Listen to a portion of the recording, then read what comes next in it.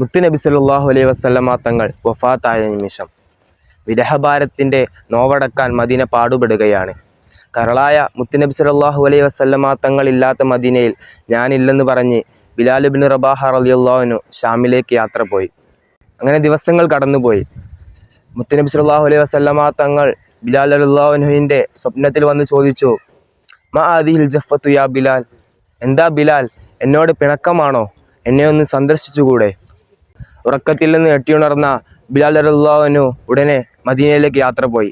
തിരുചാരത്തെത്തി സിയാറത്ത് ചെയ്യുമ്പോൾ സങ്കടം സഹിക്കവയ്യാതെ മുത്തുനബി സല്ലല്ലാഹു അലൈഹി വസല്ലമ തങ്ങളുടെ ഖബറിന് മുകളിൽ മുഖമമർത്തി കരയുകയാണ്.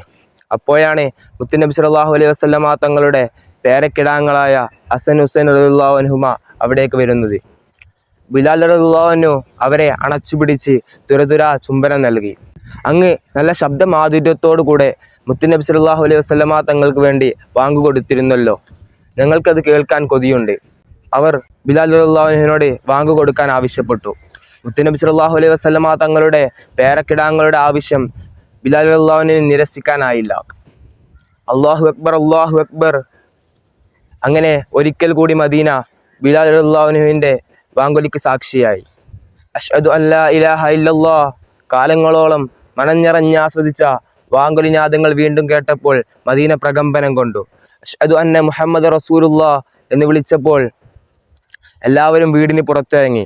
ഒരു വേള മുത്തുനബി സല്ലല്ലാഹു അലൈഹി വസല്ലമ തങ്ങൾ തിരിച്ചു വന്നോ എന്ന് വിചാരിച്ച് അവരെല്ലാവരും സ്തംഭിതരായി.